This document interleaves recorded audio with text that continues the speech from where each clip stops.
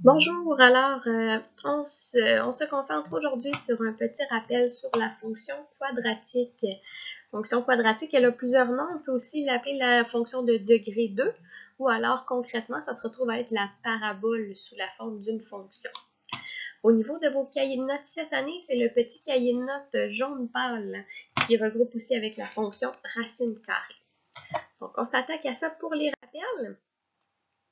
Alors, tout d'abord, une chose très importante de la fonction quadratique, c'est qu'on a trois différentes formes de règles. Alors, la première forme, c'est la règle générale.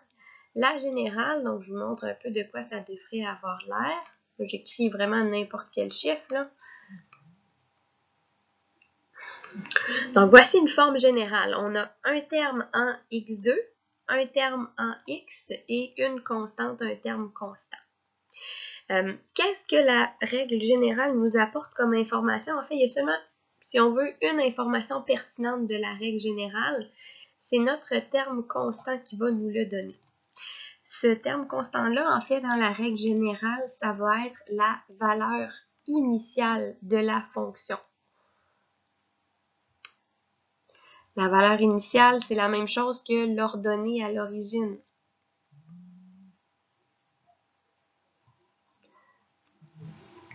Donc, en fait, ce qu'on est capable de déduire, c'est que la fonction passerait par le couple 0,11. Donc, c'est pas mal la seule information pertinente qu'on peut aller déduire de la règle générale. Deuxième forme de règle, c'est la règle canonique. Celle-ci, là, on va l'utiliser beaucoup, donc c'est une forme très importante. La canonique, de quoi elle a l'air? Donc, on a un nombre, une petite parenthèse exposant 2 et un certain nombre par la suite, comme ça. Donc, voici une forme de règle canonique. La canonique, elle nous apporte beaucoup d'informations. C'est pour ça qu'on va l'utiliser très souvent. Première chose très utile au niveau de la règle canonique, on va avoir en fait les coordonnées du sommet de la fonction. Donc, ce qu'on peut voir ici, là, j'ai mis deux valeurs. La première qui accompagne le x, ça va être le h de notre sommet. Et ici, on a le k de notre sommet. On sait donc que le sommet de la fonction, c'est le couple 3 moins 49. Pourquoi j'ai écrit plus 3 au lieu de moins 3? On doit se rappeler que le h, on lit toujours de signe à l'envers. Et il y a aussi une autre information qu'on peut aller déduire de la forme canonique. Cette information-là, elle va être reliée au paramètre à l'avant, ici notre paramètre A. Plus précisément, c'est le signe qu'il y a devant le paramètre A qui va nous être utile. Ici, le 4, il n'y a pas de signe, donc on sait que ça veut dire que c'est un A positif. Donc, lorsqu'on a un A qui est positif avec la fonction quadratique, on sait que la parabole, elle est ouverte vers le haut. Donc, voici une autre information qu'on peut aller chercher avec la règle canonique. Finalement, la dernière possibilité de règle, c'est la règle factorisée ou alors la règle qui nous donne les zéros. Donc, de quoi cette règle-là a l'air? On a toujours un paramètre A. Et là, on va avoir deux petites parenthèses avec un x sans exposant, comme ça ici. Et donc ça ici, les deux parenthèses se retrouvent à me donner l'information très importante qui sont mes zéros. Donc j'en ai un ici, j'en ai un autre ici. Encore une fois, il ne faut pas se tromper, quand c'est dans une parenthèse, on lit le signe à l'envers, fait qu'en fait mon premier zéro ici il est de moins 19 et mon deuxième zéro ici serait de plus 3. Fait que ça, ce qu'on peut déduire, en fait, c'est que si je me fais un petit graphique vite, on sait que la fonction va passer par le point moins 19, 0, qui est à peu près ici, et elle passerait aussi par le point 3, 0, qui est à peu près là.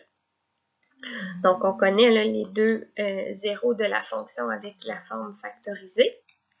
Et même principe que tout à l'heure, on est en mesure, à l'aide du signe du paramètre A, de savoir l'orientation de la parabole. Donc ici, comme on a un A qui est négatif, cette fois-ci, ma fonction quadratique, elle serait vers le bas, donc elle pourrait avoir l'air de quelque chose comme ça. Donc voilà là, les informations importantes des trois règles. Par la suite, il faut être capable de passer d'une forme de règle à l'autre. C'est vraiment la manipulation algébrique qui est importante dans dans la fonction quadratique. Donc, première chose, lorsque vous voulez passer de la forme générale à la forme factorisée ou bien la forme canonique, dans les deux cas, c'est la complétion de carré que vous allez avoir besoin. Donc, c'est sûr qu'il faut être très à l'aise avec la complétion de carré. Donc, on va tout simplement se prendre un exemple qu'on va regarder ensemble ici. Donc, je vais juste aller... On va y aller avec celui-là. Donc, je prends des exemples de notre cahier de notes. 2x2 plus 16x plus 14. Donc là, ici, j'ai une forme générale. On va d'abord aller chercher la forme canonique, qui est comme en fait le mi-chemin de la complétion de carré. Par la suite, on termine avec la factorisée. Donc, pour le changement, je dois d'abord venir me débarrasser du coefficient qui est devant mon terme en x2. On veut toujours que le terme en x2 il soit tout seul. Donc là, on va aller faire une mise en évidence simple. On va venir diviser tout le monde par 2. Fait qu'on va avoir x2 plus 8x plus 7. Ensuite, on vient se concentrer sur les deux premiers termes à l'intérieur de la parenthèse. Oups. Donc, on veut que les deux premiers termes, on vient former une petite parenthèse, en fait, à la 2 avec ça. Donc, c'est toujours x qui s'en vient là. Ensuite, le deuxième nombre, c'est toujours la moitié de celui-là. Donc, 8 divisé par 2, on aurait 4 et on vient mettre le même signe qu'on a ici. Ensuite, je reporte, j'ai mon plus 7. Et là, on ne doit pas oublier, en développant le petit x plus 4 à la 2, ça nous donnerait un terme de plus 16 qu'on va vouloir se débarrasser en enlevant un moins 16. Il y a une vidéo en passant là, où on fait plein de complétions de carré, ça pourra vous aider de le revoir. Donc là, je vais juste aller calculer plus 7 moins 16, là, fait que je vais juste réécrire tout comme ça, puis ça me donne moins 9. Là, c'est le moment où c'est différent, dépendamment si on veut se rendre à la forme factorisée ou à la forme canonique. Fait qu'on va venir faire une petite flèche ici pour dire qu'on s'en va vers la canonique. Donc, lorsque je veux la forme canonique, on est ici. X plus 4 à la 2 moins 9. On ne veut pas, en fait, là, dans la forme canonique, la grosse parenthèse qui est ici. Donc, comment on va faire pour se débarrasser de cette grosse parenthèse-là? On va aller multiplier le 2 à l'intérieur de cette grosse parenthèse-là. Fait qu'on se retrouve à avoir le 2 qui est cette fois-ci collé sur la petite parenthèse exposant 2. Et on fait 2 fois moins 9 qui nous donne moins 18. Donc, ici, on a la forme canonique. Pour la factoriser, on va juste continuer par ici. Donc, pour la formule des zéros, en fait, c'est le moment où avec l'intérieur de la parenthèse qui est ici, on se retrouve à vouloir faire une différence de carré. Donc, j'ai mon 2 qui reste toujours là. Et là, ma différence de carré, on a notre petite parenthèse x plus 4. Et là, on vient ajouter la racine de 9. Et une autre parenthèse, x plus 4 moins la racine de 9. Et on termine en réduisant, donc 4 plus 3, ça va me donner 7. 4 moins 3, ça va me donner 1. Et voici ici notre forme factorisée. On n'a pas besoin, parfait. Lorsqu'on veut passer vers la forme, se rendre en fait à la forme générale, qu'est-ce qu'on va devoir faire ici? C'est tout simplement venir ce que j'appelle développer. Donc, on vient en fait calculer tout.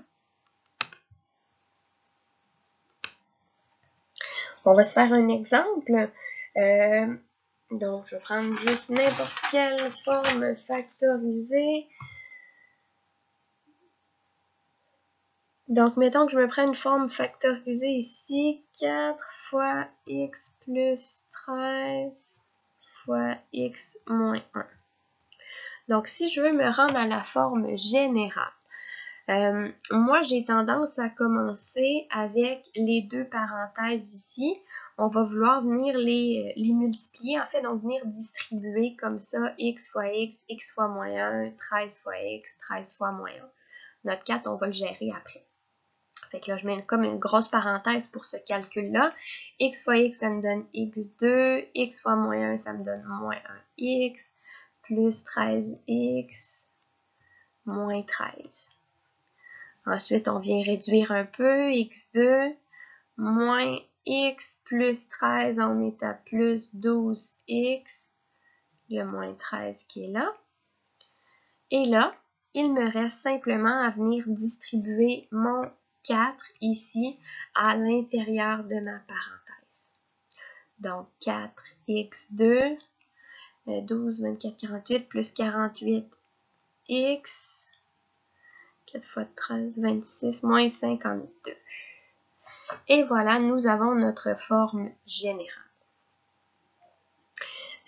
Même principe, si on a cette fois-ci une forme canonique, donc on y va, mettons avec ça ici, x moins 9 plus 3, oups, à la 2 plus 3. Donc encore une fois ici, pour se rendre à la générale, on doit calculer, développer. Donc moi, je me concentre sur la petite parenthèse à la 2 pour commencer. Si ça peut vous aider, vous pouvez le réécrire comme ça, hein, x moins 9 fois x moins 9. Là, on a le plus 3 à la fin. Fait que dans le fond, on veut venir développer ces deux-là ici, comme on a fait juste à la page de l'autre côté, là. Donc, ça ici, x2 moins 9x moins 9x plus 81, puis là, on a le plus 3 à la fin. Donc, je réduis à l'intérieur x2 moins 18x plus 81 plus 3. Là, c'est les mêmes étapes, hein? Donc, on a notre fois 2 qu'on va vouloir distribuer. Donc, 2x2 moins 18x. C'est pas vrai, hein? Non, moins 36, on doit multiplier par 2. 36, puis 81, 162 et plus 3. Une dernière petite étape, très simple, vous faites l'addition des termes constants ici. Donc, notre forme générale, au final, devrait être 2x2 moins 36x plus 165. Et voilà. Peut-être que vous posez la question pourquoi on voudrait se rendre vers la forme générale alors qu'elle ne nous donne pas beaucoup d'informations. Oups. Bon, je vais vous l'écrire ici. En fait, là, c'est que si, là, ici, on a la forme générale, on a la forme canonique et on a la forme factorisée. C'est qu'on ne peut pas passer, c'est pas possible, en fait, de passer de la forme factorisée à la forme canonique, ok? Ce chemin-là, il n'existe pas. Donc, on n'a pas le choix pour passer de la factorisée à la canonique de se rendre vers la générale et ensuite vers la canonique. Donc, c'est pour ça que c'est important ici. Donc, je pense que c'est la dernière information que je voulais voir avec vous sur la diapositive ici. Comment résoudre une équation quadratique. Donc, ça, c'est utile dans plein de contextes différents. Donc, quand on parle de résoudre une équation, c'est tout simplement de connaître le point de rencontre. Et là, il y a plein de possibilités ici. Donc, on va juste en prendre une ensemble. J'essaie d'en trouver une belle. J'en ai une pas pire ici. Donc, si je vous donne l'équation x2 moins 4x moins 5 est égal à 7, donc ça revient à savoir en fait quand est-ce que la fonction quadratique suivante est égale à 7, bien, la méthode, c'est la méthode de factorisation. Donc, ce que je vais vouloir faire, c'est d'abord de mettre égal à 0 et ensuite de factoriser par complétion de carré. Donc ici, on serait à x2 moins 4x moins 12. Et là, je ferai ma complétion de carré. Je ne le ferai pas au complet avec vous, là, mais si vous voulez le tenter, vous devriez arriver à la fin à x plus 2 et x moins 6, qui est égal à 0.